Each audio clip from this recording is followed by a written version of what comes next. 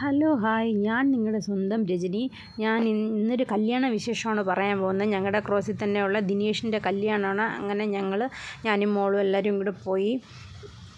ഇതായിരുന്നു എൻ്റെ ഒരു വേഷം.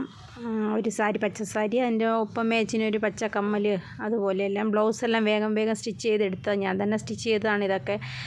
പിന്നെ മുടിയൊന്ന് സ്ട്രൈറ്റൊക്കെ ആക്കി ഇങ്ങനെയായിരുന്നു ഞാൻ ഒരുങ്ങി കല്യാണത്തിന് പോയത്.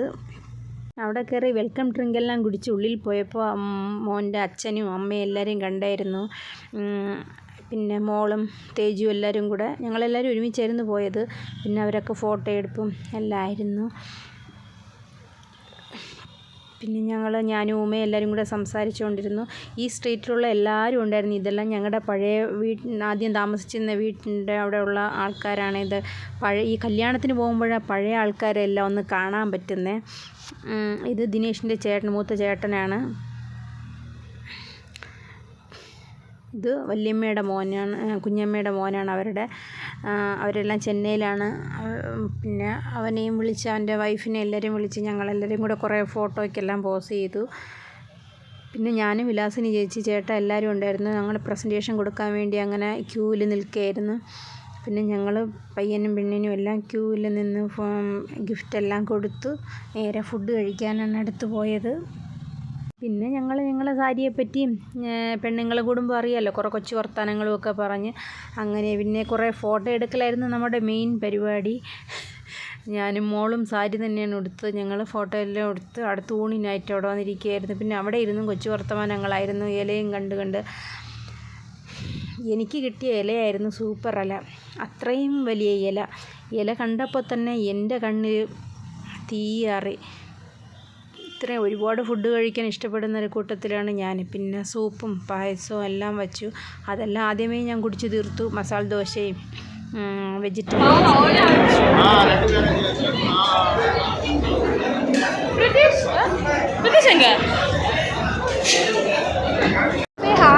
Say hi. Please subscribe.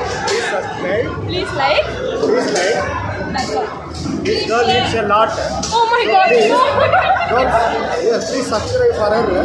1 million. That's enough, huh? Yes, 1 million. 10 million. എൻ്റെ യൂട്യൂബ് ചാനലിലേക്ക് പറഞ്ഞ് അതൊക്കെ കഴിഞ്ഞ് കളിയാക്കി. പിന്നെ ഞങ്ങളങ്ങ് മേളിലോട്ട് കയറിയപ്പോൾ ഡാൻസിൻ്റെ പരിപാടികളായിരുന്നു. അവരുടെ കല്യാണ വീട്ടിൽ അവരുടെ സ്വന്തക്കാരെല്ലാം ചേർന്ന് ഡാൻസ് ആയിരുന്നു. പിന്നെ പൊന്നിയും കൂടെ കൂട്ടിയിട്ടുണ്ടായിരുന്നു അതിൽ. അവൾക്ക് പിന്നെ പണ്ട് മുതലേ ഇവിടെ എല്ലാവരെയും അറിയാമെന്നുള്ളതുകൊണ്ട് പിന്നെ അവളും അതിൻ്റെ ഇടയിൽ കിടന്ന് ഡാൻസും പാട്ടും കൂത്തും ഒക്കെ ആയിരുന്നു. തിരിച്ചു വരാൻ ഒരുപാട് ലേറ്റായി. ഈ ഡാൻസ് പ്രോഗ്രാം കണ്ട് തന്നെ ഞങ്ങൾക്ക് സമയം പോയത് അറിഞ്ഞേയില്ല.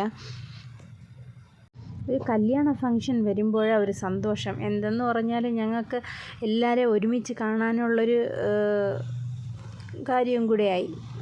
പഴയ ആൾക്കാരെ എല്ലാവരെയും ഇന്ന് ഈ സ്ട്രീറ്റിലുള്ള എല്ലാ ആൾക്കാരും ഈ കല്യാണത്തിനുണ്ടായിരുന്നു. അപ്പോൾ എന്തോ ഒരു സന്തോഷം. പഴയ ആൾക്കാരെ എല്ലാം തിരിച്ച് കണ്ടല്ലോ. ഞങ്ങളിപ്പം വീട് മാറിയതുകൊണ്ട് കുറേ ആൾക്കാരെയൊന്നും കാണാറില്ലായിരുന്നു. അങ്ങനെ ഈ കല്യാണത്തിന് പോയപ്പോഴെല്ലാവരും കൂടെ ഒന്ന് ഒത്തുകൂടിയത്. ഇത് പയ്യൻ്റെ കുഞ്ഞമ്മയൊക്കെയാണ് ഡാൻസ് കളിക്കുന്നത്. മാമനും എല്ലാവരുമായിട്ടാണ് ഡാൻസ് കളിക്കുന്നത്. പിന്നെ എൻ്റെ മോള് പൊന്നിയും കൂടെ ഡാൻസ് കളിക്കാൻ തുടങ്ങി. അവൾക്ക് സാരി ഉടുത്തൊന്നും ആ ഒരു ചിന്തയൊന്നും ഇല്ലായിരുന്നു. എല്ലാം കൂടെ അടിച്ച് പൊളിച്ചങ്ങ് ഡാൻസായിരുന്നു. എങ്ങനെയോ കഷ്ടപ്പെട്ടായിരുന്നു അവളെ വിളിച്ചിറക്കി തിരിച്ചു കൊണ്ടുവരാൻ. സമയമായി ലേറ്റായി, വാടി എന്ന് പറഞ്ഞ് തിരിച്ചെങ്ങനെയൊക്കെ കൊണ്ടുവന്നു.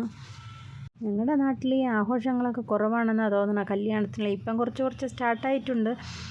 എന്നാലും ഈ തമിഴരുടെ കല്യാണത്തിന് അടിപൊളിയാണ്. അവരെല്ലാവരും ഡാൻസും പാട്ടും കൂത്തുമായിട്ട് ഭയങ്കര അടിപൊളി സെറ്റപ്പിലാണ്. കണ്ടിരിക്കാൻ തന്നെ ഒരു രസമായിരുന്നു കുട്ടികളുടെ ഡാൻസും പരിപാടികളും എല്ലാം. പ്രത്യേകിച്ച് എൻ്റെ മോൾക്ക് സാരി ഉടുത്ത് കറങ്ങാൻ ഭയങ്കര ഇഷ്ടമാണ്. ഈ സാരി ഉടുക്കേണ്ട ഒരു സ്റ്റാർട്ടിങ് സമയം ആയതുകൊണ്ടാണെന്ന് തോന്നുന്നു.